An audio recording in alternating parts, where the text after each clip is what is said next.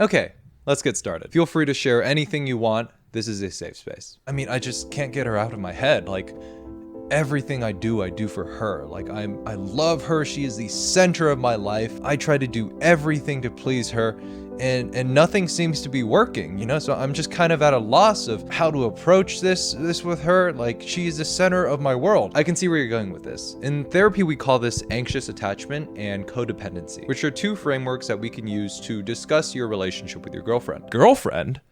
No, I'm talking about my mom. Oh, okay. Here, hold this.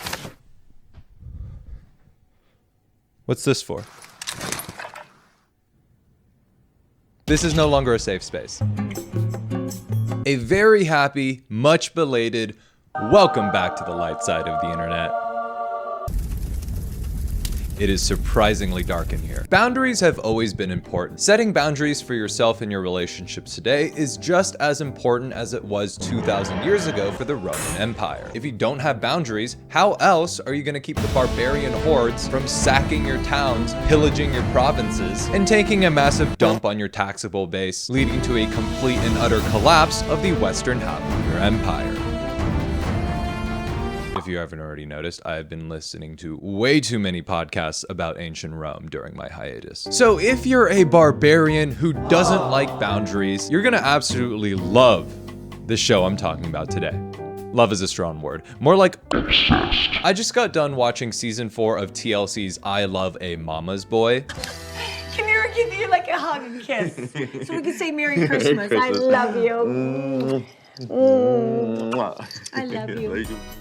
When I thought I had seen the worst of toxic boy moms go away when TikTok got banned and then get unbanned and then maybe get banned again. Wow, I missed a lot of things while I was gone, didn't I? The lack of boundaries that are shown or not shown in this show would make even the most boundary violating goth salivate. And I'm not talking about the fun type of goths. I'm talking about the kind of goths that are gonna pillage your goods and burn down your home.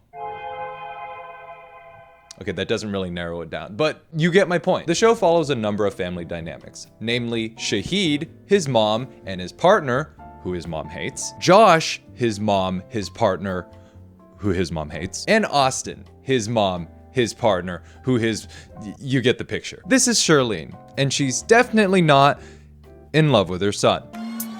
Doesn't that feel good? Yeah. You have such a beautiful body. Definitely not. So much muscle. Oh my God.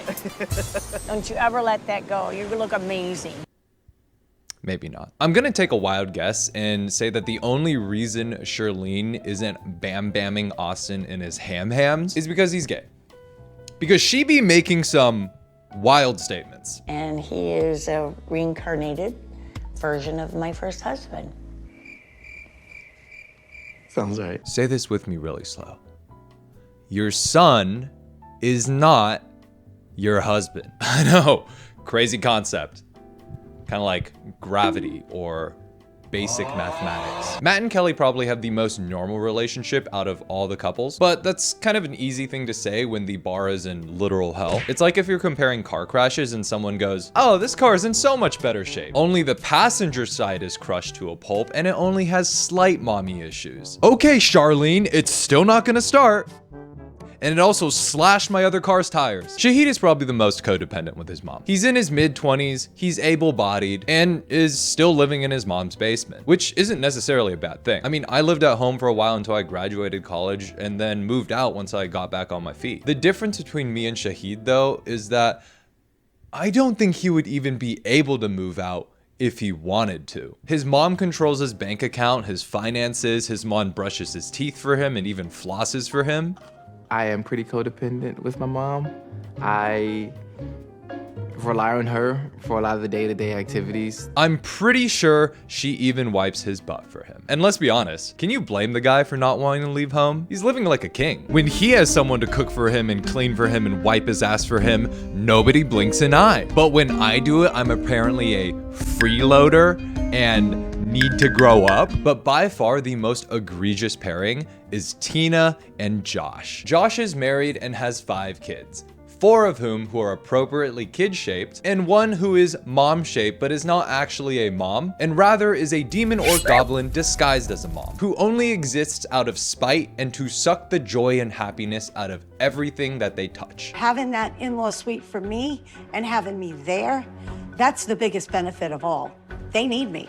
This isn't gonna be pretty. Let me tell you, they have to do this or they're not gonna be happy. If you can't already tell, I really f***ing hate Tina. The one thing that this show made me realize about toxic boy moms is that everything is about control and consolidating their position as the primary female figurehead in their sons' lives. And the second they start losing that control is when the toxic part of the toxic boy mom really shows itself. We have been talking about moving to Florida for years now.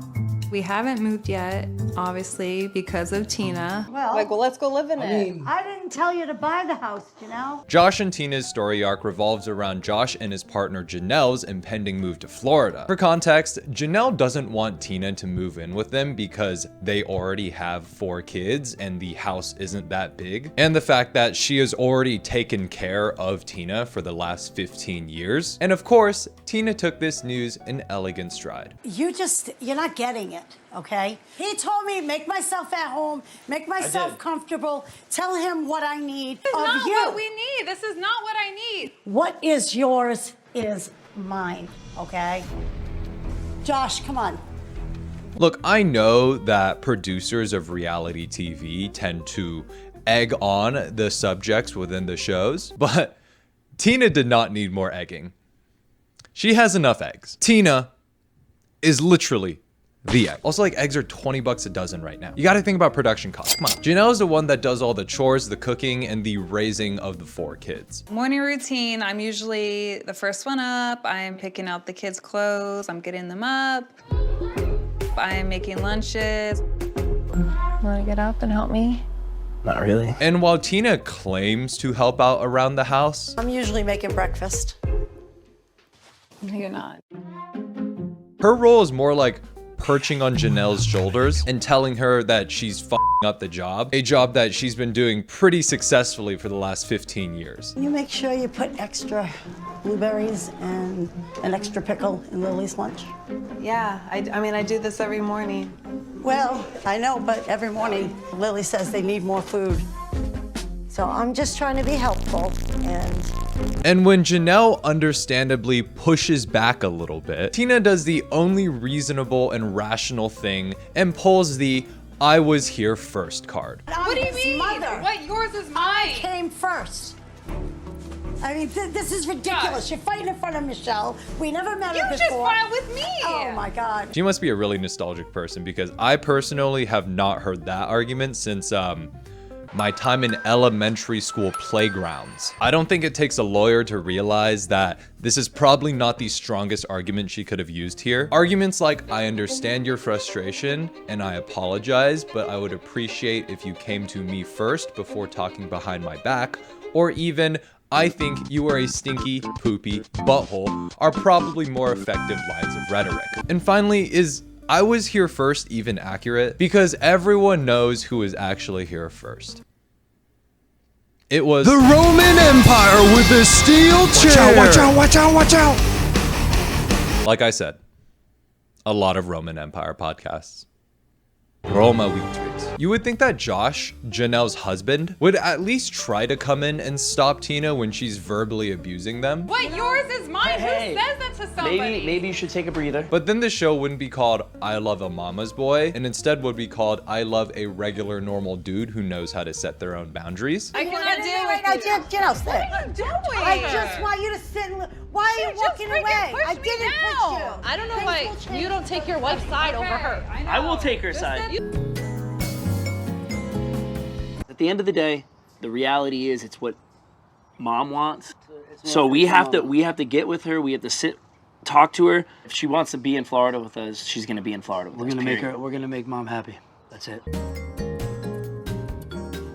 Give her a I second. don't get this. She runs. Go run, Janelle. Go run. My name is Ray, and I'm a lifeguard. People say that I'm bad at my job. In the past year, I've only lost like 1, 2, 4, 6, 9 people. So that's a pretty good track record if you ask me. Help! I'm drowning. Shut your ass up. Anyways, 6 of those losses were like from the sharks I put in the pool, so I really only lost. Now, I know this may come as a shock to some of you, but I don't usually watch these types of shows. And I would much rather spend my time watching someone else play a video game that I don't even own. So despite being desensitized by the myriad of cringy and horrible shit that I cover, this show was one of the most excruciating things that I've had to endure. I literally spent most of my time watching the sequences like this. It is not your decision. This is what I'm talking about. I'm just saying, don't you have enough to handle right now? Oh my God. Not let alone another baby. I'm sure she'd rather have a newborn. I cannot than deal a with right this. now, Jen, out. What are you doing? I just want you to sit and why are you walking away? I didn't push And I think the most frustrating thing about Josh is not that he's considering both sides and taking Tina's side. It's that the only consideration that he can fathom with his puny, undeveloped monkey brain is giving in to whatever his mom wants. Janelle doesn't want her there. Oh, stop it now. We got to get over that. It is what it is for both of you. That's your mom's And goal. accept it. Wouldn't you want to be on your own, not with your mother-in-law? But that's not your situation now, and you got to deal with it. Of course your mother should come first in everything. I mean, like, what has Janelle done for you? It's not like she cooks and cleans and raises all your kids for you and has spent the past 15 years taking care of your mother as well after moving away from her entire family in Florida. But on a more serious note, I can genuinely empathize with the mindset of a lot of these kids because it's very similar to the relationship that Asian families have with their children. Children are expected to go out, be successful, and then once the time comes, take care of their parents. It's something that's very deeply culturally ingrained within at least Chinese families, and I do intend to take care of my parents once they hit their golden years. That being said, Tina is 60. The same age as my parents. She would do just fine being on her own. While Janelle is the only adult within Tina and Josh's relationship, in Shahid and Dia's case, there are no adults. Nyla, did you fart? I know that wasn't my mom. I didn't fart. Come here. Come here. Oh, no. That's a different smell then. Yeah. Nyla, are you sure? First of all, I don't fart, I pooped. How do you know it wasn't her? Because I know what my mom's fart I smell didn't like. own a Everyone is a child here. Nobody is winning. And I want to kill myself. Now, whereas I have sympathy for Janelle having to deal with Tina's bullshit, I don't think I could really say the same about Nyla. We don't do shoes in the house. There's like 3 signs on the way in the door. They go with my look. They go with my look. Do you mind if I just keep them on? Are you For a gonna tell her bit? to take them off, or I'm gonna take her off for them? Take your shoes off in the house, Nyla. I bet you sleep in the bed with your outside clothes on too. How dare you leave your shoes on in the Sorry, that was just Chinese in me. Throughout the show, Nyla is shown to be disrespectful, inconsiderate, and a terrible influence on Shahid. I'm a Pisces, so I'm a water sign. And if you provoke me enough, eventually, like, you will get a reaction out of me. Next time, I need you to, like, have my back when I feel like the whole house, it's Nyla versus everybody. So it honestly surprised me when her and Dia didn't get along because Dia is also disrespectful, inconsiderate, and a terrible influence on Shahid. So you got a girlfriend now, right? Uh-huh. Oh, nice. So you see, you can think about her. We'd rather not think about her, Dr. Mayer. Really? She's not a good influence on him. She's not the sodium down type. And he needs something, he needs a little more stability in his life. She's just a fun girl. She's a pretty girl, but she's a fun girl. And by the way, these walls are pretty thin, and I could hear everything you were saying.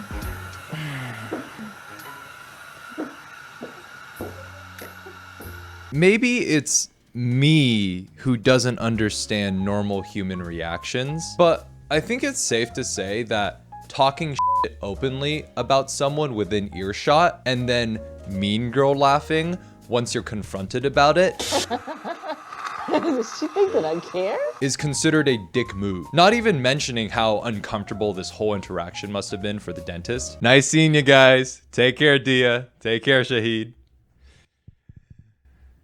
Where's my cigarette? But boss, you said you were quitting. I said, where is my goddamn cigarette? It's just like, this is one of those situations where everybody in the relationship is right, but also like wrong at the same time. Nyla is right to not like Dia because Dia has given her zero hospitality or respect. The purple pants? Little winery look. I like your fit too, babe. Lana, I think this is the first time I've seen you covered up. How fucking dare you? Dia is right to not like Nyla because she is clearly a bad influence on Shahid. But are you expecting me to pay all of the bills, like 100%? In a perfect world, I'd be a stay-at-home girlfriend. Which is basically me staying at home, clearly. You going out, working hard, doing whatever it is that you choose to do that pays the bills. And Shahid, you are a grown-ass 24-year-old man. Take care of your own teeth. This is nasty. Fix yourself. Now, you might be wondering, what does Nyla see in Shahid? A grown man who has no desire to move out of his parents' basement and seems to be just one step above being spoon-fed by his mother. That is a great question, and the answer is, I actually don't know the answer. I'm still trying to figure that out too. The show gets to a point where Nyla surprises Shahid at an engagement ring store. Shahid and I, we stumble upon a jewelry store. I was honestly shocked. I really had no clue. And Shahid is clearly very distraught because his bank account is still controlled by his mom. I don't know, does it look like I can afford that right now? My mom gave me a budget of like $25 today. What am I gonna tell my mom that I'm at Cooper's Jewelry about to buy Nyla a $30,000 wedding ring? But the funniest part about all this is not the fact that Shahid is about to buy a $20,000 engagement ring, but the fact that everyone in the room is trying to emotionally gaslight him into buying the ring. Our feelings for him would be mildly concerned. I mean, if you can't make a decision about a ring on your own as a man, how can you, plan to get married?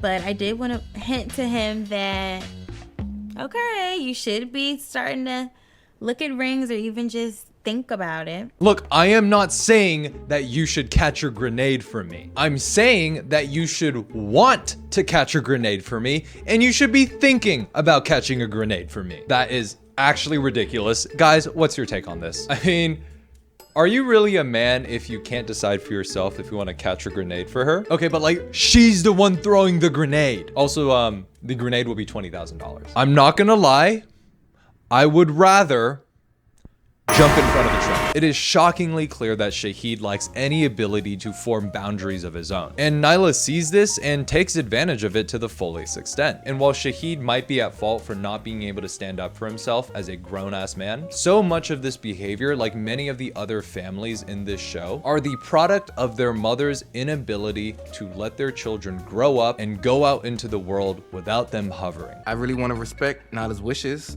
She's snatching you away from me. She's taking away my baby. I'm not going anywhere, Mom. I'm still live right in your basement. And I think this quote really shows the core of the issue that exists within all of these families. Their sons have an inability to set boundaries for themselves is a direct result of the mothers constantly hovering and never letting go. And while these mothers may claim that their behavior is out of love, it is very easy to pierce that veil and find a whole disgusting bunch of jealousy and selfishness that is driving their actions. The only way people are gonna grow up is if you push them out into the world and let them figure it out for themselves, consequences and all. Or in other words, the best way to let a kid find out is if you let him f around. Anyways, if you made it this far into the video, thank you so much for watching. To my mom who is watching this, don't worry, this video is not about you. You're one of the good ones, and I will see you all in the next one. Okay, bye.